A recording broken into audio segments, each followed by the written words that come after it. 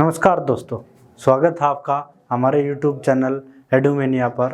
और आज हम एक क्लास 9th की सीरीज स्टार्ट कर रहे हैं SST के लिए, जिसमें हमारा फर्स्ट टॉपिक होगा सिविक्स को हम कवर करेंगे।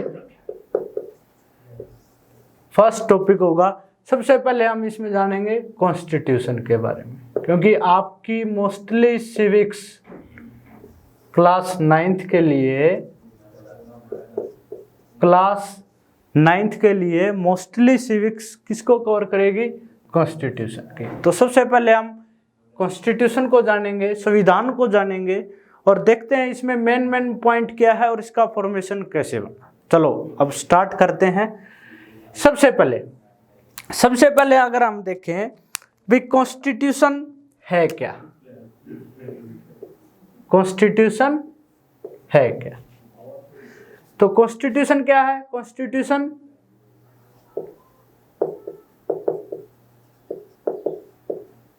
Is a set of rule and constitution is a set of rule and regulation that govern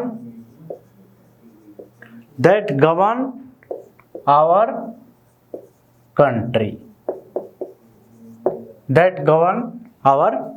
ये कॉन्स्टिट्यूशन का सिंपल डेफिनेशन है। क्या है इसमें?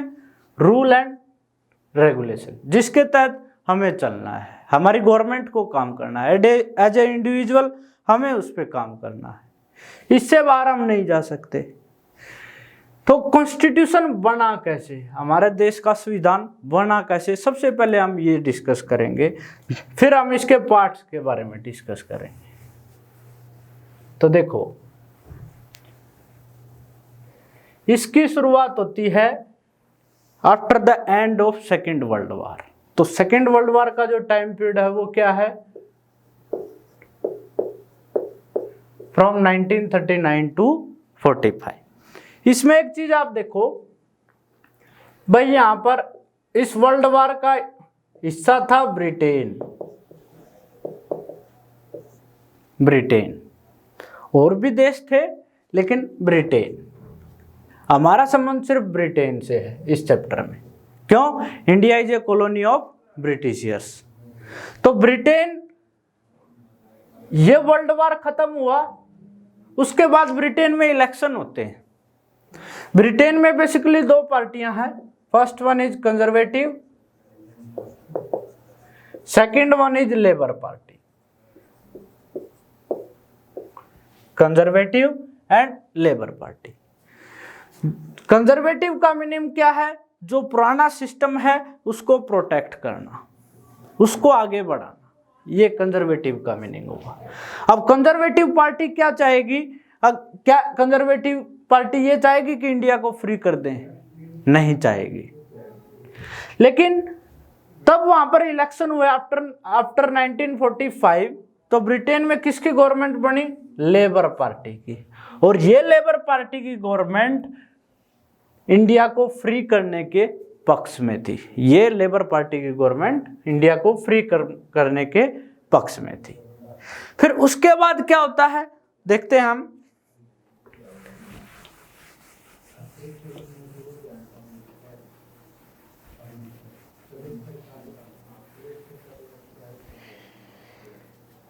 लेबर पार्टी की गवर्नमेंट ने कैबिनेट मिशन हमारे इधर भेजा, कैबिनेट मिशन 1946 में। अब ये कैबिनेट मिशन क्या काम करेगा? भाई इंडिया का तो हम फ्री कर रहे हैं, लेकिन फ्री कर रहे हैं तो पहले इंडिया किससे चलता था? जो ब्रिटिशर्स के रूल रेगुलेशन थे उनके तहत चलता था। लेकिन अब इंडिया को अपने रूल रेगुलेशन भी चाहिए, तो उसके लिए उन्होंने एक कैबिनेट मिशन भेजा, जो कि क्या काम करेगा? कॉन्स्टिट्यूशन मेकिंग का काम करेगा। तो इसमें आप देखो, इन्होंने क्या सुझाव दिया कैबिनेट मिशन ने? एक कॉन्स्टिट्यूशन हिंदू के लिए, दूसरा मुस्लिम्स के लिए। एक कॉन्स्टिट्यूशन हिंदुओं के लिए, दूसरा मुस्लिम्स के लिए, और तीसरा प्रिंसली स्टेट्स के लिए, प्रिंसली स्टेट्स के लिए। तो इसमें आप देखो यहां पर इस प्रपोजल को कांग्रेस पार्टी, जो इंडियन नेशनल कांग्रेस थी, उस पार्टी ने इसको रिजेक्ट कर दिया। क्यों रिजेक्ट कर दिया? अभी एक देश है हमारा, उसके लिए 3-3 कॉन्स्टिट्यूशन नहीं हो सकते। तो ये जो प्रपोजल था कैबिनेट मिशन का, ये कैंसिल हो गया। उसके बाद आगे क्या प्रोसेस है वो देखिए। फिर हमारे इधर 9 दिसंबर 1946 को कॉन्स्टिट्यूशनल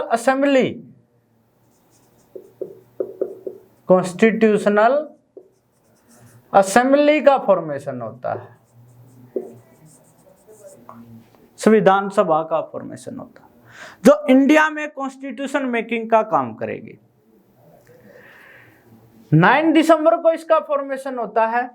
इसमें एक सबसे ओल्डेस्ट मेंबर थे, जितने भी टोटल मेंबर इसमें 385 मेंबर थे, 385 टोटल मेंबर थे। इनमें जो सबसे ओल्डेस्ट मेंबर है डॉक्टर सदानंद सिन्हा, उसको इसका प्रेसिडेंट बनाया गया। उसके बाद आप देखो 11 दिसंबर 1946 को इसके परमानेंट अध्यक्ष बने, प्रेसिडेंट बने कॉन्स्टिट्यूएंट असेंबली के, वो थे डॉक्टर राजेंद्र प्रसाद। डॉक्टर राजेंद्र प्रसाद, जो कि भारत के फर्स्ट प्रेसिडेंट भी बने थे।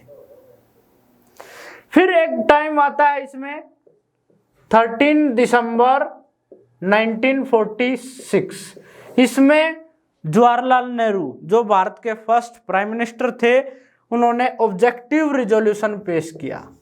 कौन सा रिजोल्यूशन? ऑब्जेक्टिव रिजोल्यूशन, जिसको हम हिंदी में बोलेंगे उद्देश्य प्रस्ताव। ऑब्जेक्टिव रिजोल्यूशन पेश किया। अब ऑब्जेक्टिव रिजोल्यूशन में क्या है, हमारी जो बेसिक प्रिंसिपल हैं हमारे कॉन्स्टिट्यूशन के, वो सब मेंशन होंगे, जिसको ध्यान में रखते हुए हम अपने कॉन्स्टिट्यूशन मेकिंग का काम करेंगे। क्लियर है? तो बहुत सारे मीटिंग हुई, बहुत सारे डिबेट हुआ, डिस्कशन हुआ। उसके बाद फाइनली हमारा कॉन्स्टिट्यूशन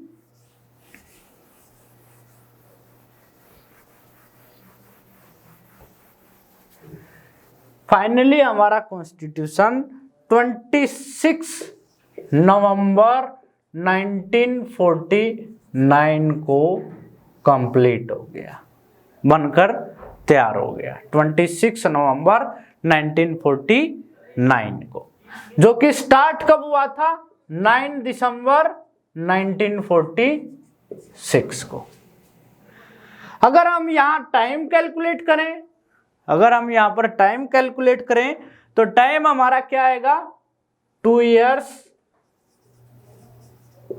11 months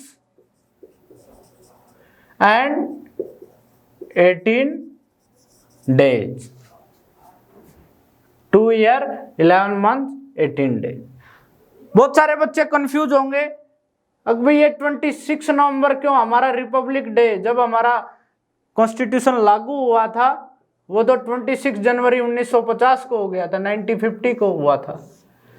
लेकिन इस दिन वो कंप्लीट बन के तैयार हो गया था। फिर उसमें फर्दर ऐड करके, जैसे हम बात करें तो राष्ट्रगान, राष्ट्रगीत, ऐसे बहुत सारी चीज़ों को इसमें ऐड करके 26 जनवरी 1950 को इसको फाइनली लागू किया था। लेकिन हम टाइम कैलकुलेट 9 दिसंबर 1946 से लेकर 26 नवंबर 1949 तक का करते हैं, जिसमें हमारे पास क्या था? 2 years 11 months and 18 days।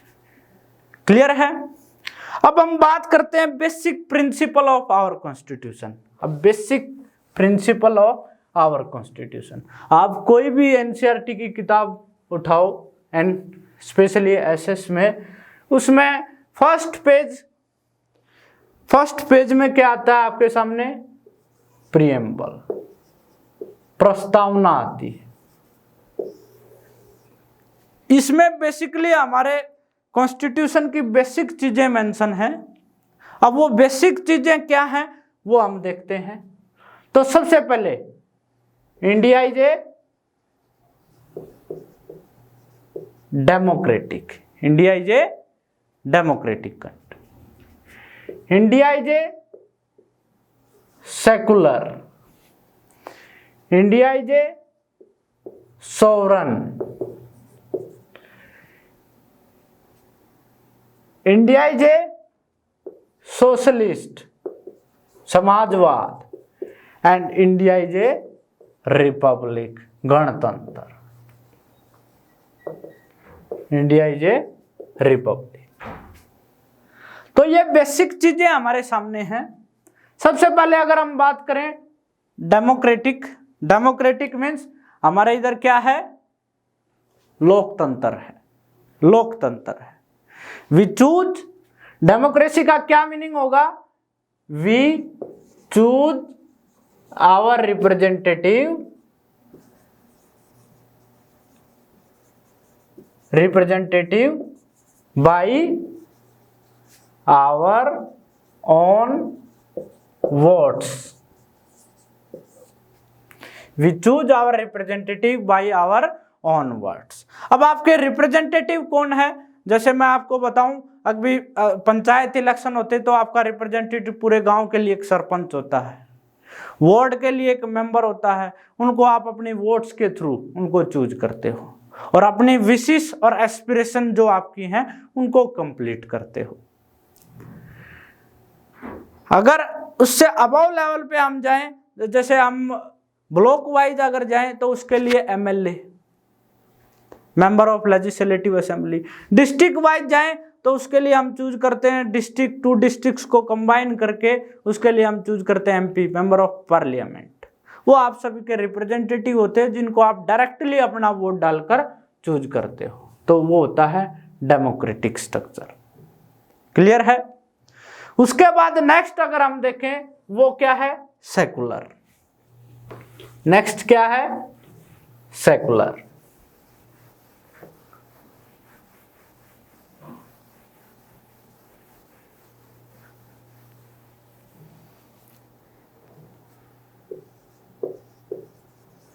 Secular को हिंदी में क्या बोलते हैं, सेकुलर को हिंदी में बोलते हैं धर्मनिरपेक्ष। We have no any official religion, we have no any official religion. हमारा कोई ऑफिशियल रिलीजन नहीं है। हमारी गवर्नमेंट किसी भी धर्म को नहीं मानती है। But we respect all religions. कोई ऑफिशियल रिलीजन हमारा नहीं है। जैसे बहुत सारे देश देखो, आपने जो 10th क्लास में अगर जाओ वहां पर फर्स्ट चैप्टर है पोल साइंस का, उसमें अगर हम श्रीलंका का केस पढ़ें तो श्रीलंका के केस में आप देखोगे वहां का जो ऑफिशियल रिलीजन है वो बुद्धिस्ट है, बुद्धिज्म है। ऐसे बहुत सारे देशों में उनका ऑफिशियल रिलीजन है। अगर पाकिस्तान की बात करें तो उनका मुस्लिम है, तो वो मुस्लिम को ज्यादा प्रोटेक्ट करेंगे। लेकिन हमारा कोई ऑफिशियल रिलीजन नहीं है, but we respect all religion और वी प्रोटेक्ट ऑल रिलीजन, चाहे whether you are Hindu, Muslim, Sikh, ईसाई, जैन, वट एवर। ठीक है, our government respect all religion, but हमारा कोई ऑफिशियल रिलीजन नहीं। हम ऐसे नहीं बोल सकते India is A Hindu country, India is A Muslim country, ऐसे आप नहीं बोल सकते। ठीक है, इसको हम बोलते हैं सेकुलर और धर्म निरपेक्ष। क्लियर? नेक्स्ट,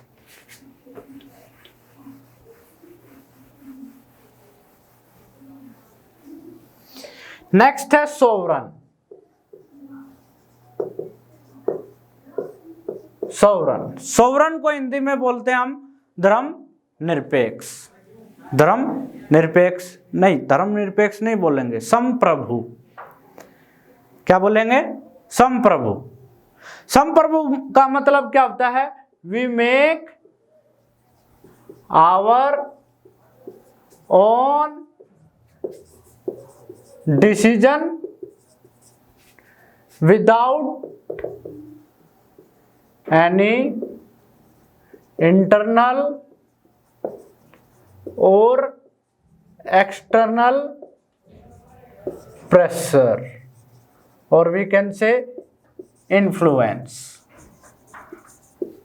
और वी कैन से इन्फ्लुएंस। हमारा किसी बाहरी और अंदरूनी ताकतों का हमारे ऊपर कोई प्रभाव नहीं होगा।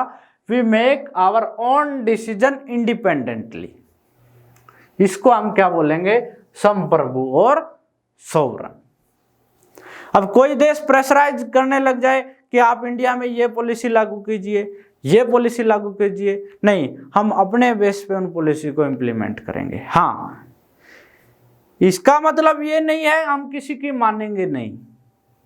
बहुत सारी इंटरनेशनल इंस्टीट्यूशन है, उनकी एडवाइस को, उनकी गाइडलाइंस को हमें फॉलो करना पड़ता है। जैसे we can say world bank, IMF, WTO, world trade organization, UN, united nation, इनकी गाइडलाइंस और जो भी इनकी हिदायतें हैं उनको आपको फॉलो करना पड़ेगा।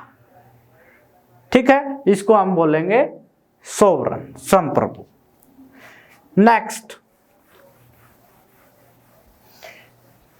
नेक्स्ट आता है हमारे सामने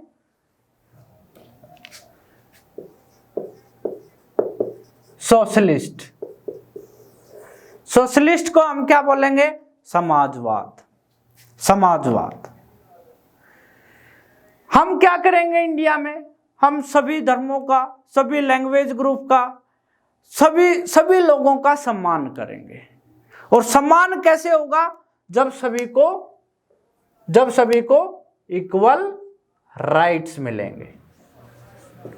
इक्वल राइट्स मिलेंगे तभी हम उनका सम्मान कर सकते हैं। आप सब जानते हो India is a land of diversity. It means हमारे इधर बहुत सारी विभिन्नताएं हैं, बहुत सारी विभिन्नताएं हैं। आप एरिया वाइज लो, आप रिलीजन वाइज लो, आप लैंग्वेज के बेस पे लो, आप किसी भी और भी बहुत सारे बेसिस पे आप हमारे इधर बहुत सारा डिफरेंस पाया जाता है। तो सोशलिस्ट का मतलब है सभी की रिस्पेक्ट करना। और वो रिस्पेक्ट कैसे होगी? जब सभी को इक्वल राइट्स मिलेंगे। इसको हम बोलेंगे समाजवाद। क्लियर है? नेक्स्ट हम बात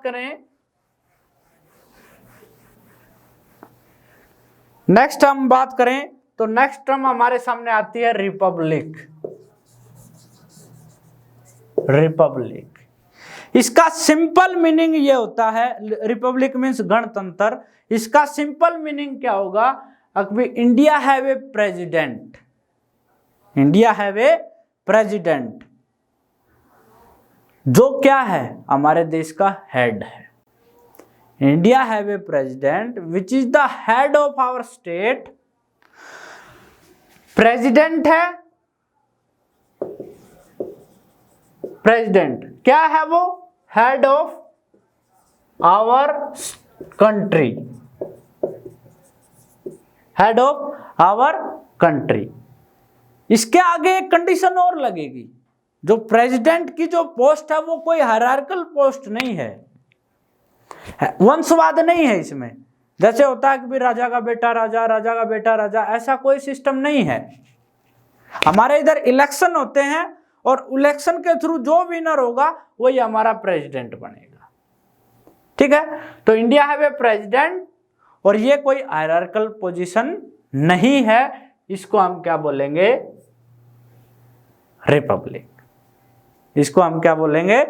रिपब्लिक। तो these 5 are the basic principle of our constitution, जो कि आपकी टोटली 9th क्लास का जो सिलेबस है उसमें बहुत बार ये word Republic, socialist, democratic, sovereign, secular, ये सब वर्ड बार बार यूज होते रहेंगे। अब कुछ टर्म और बाकी हैं जो प्रियम्बल में मेंशन है, वो हम अब बात करते हैं।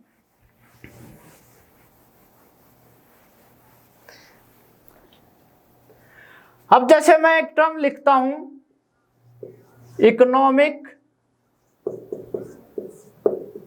जस्टिस, आर्थिक न्याय, आर्थिक न्याय, इसका क्या मीनिंग होगा वो आप देखिए। इकोनॉमिक जस्टिस लोगों को कब मिलेगा? जब रिसोर्स, जो हमारे इधर संसाधन है, रिसोर्स का डिस्ट्रीब्यूशन जो होगा, रिसोर्स डिस्ट्रीब्यूशन, संसाधनों का बंटवारा, वो कैसा होना चाहिए? इक्वल। वो क्या होना चाहिए? इक्वल। उसको हम इकोनॉमिक जस्टिस बोलेंगे। सभी के पास बराबर संसाधन होंगे तो इक्वली ग्रो और डेवलप्ड वो कर सकते हैं, इसमें भेदभाव नहीं होना चाहिए। इसको हम इकोनॉमिक जस्टिस बोलेंगे। क्लियर है? अगर मैं बात करूं नेक्स्ट टर्म जो हमारी, that is political justice, that is political justice. अब इसमें क्या आएगा भाई? सभी इलेक्शन में वोट डालते हैं, इलेक्शन में वोट डालते हैं, क्या सभी वोट डालते हैं? तो आपका आंसर क्या होगा? नो। फिर कौन वोट डालता है? जो 18 ईयर प्लस है, 18 ईयर प्लस है, इसके साथ वो इलेक्शन कमीशन के द्वारा इनरोल हैं, उनका वोटर आईडी कार्ड बन चुका है। अब ये मत मानो अभी जिसकी उम्र 18 साल से ऊपर है तो वो हर कोई व्यक्ति वोट डालेगा, नहीं। जो 18 साल से प्लस है, प्लस इलेक्शन कमीशन की वेबसाइट में इनरोल हैं, तो वही वोट डाल सकता है। सभी वोट डाल सकते हैं, सभी इलेक्शन को कॉन्टेस्ट, इलेक्शन लड़ सकते हैं। अब इसमें भी अगेन कंडीशन है, जैसे कोई एमएलए, किसी को मेंबर ऑफ लेजिस्लेटिव असेंबली का पार्ट बनना है तो उसके लिए 25 इयर्स, राज्यसभा के जो एमपी होते हैं उनके लिए 30 इयर्स, प्रेसिडेंट के लिए आप इलेक्शन कॉन्टेस्ट तो 35 इयर्स। तो जो ये एलिजिबल क्राइटेरिया फुलफिल करेगा तो वो सभी लोग उसमें पार्टिसिपेट कर सकते हैं। आप चाहे किसी भी रिलीजन से हो, किसी भी कास्ट से हो और किसी भी एरिया से हो। That is political justice. Clear है? तो आज का हमारा मोटिव था कि जो पोल साइंस, जो सिविक्स कि हम शुरुआत करेंगे 9th क्लास में चैप्टर 1 से, तो उसकी बेसिक थीम, मेन प्रिंसिपल के बारे में आप समझो, और उसके बाद हम डिस्कस करेंगे चैप्टर वाइज, जो भी हमारे सामने आएगा उसको रीड करेंगे, उसको सोल्व करेंगे। क्लियर है? होप आपको ये वीडियो हमारा समझ में आया होगा, और समझ में आया इसको देखो, ध्यान से देखो, और हमारे चैनल को सब्सक्राइब, शेयर और लाइक जरूर करना। Thank you.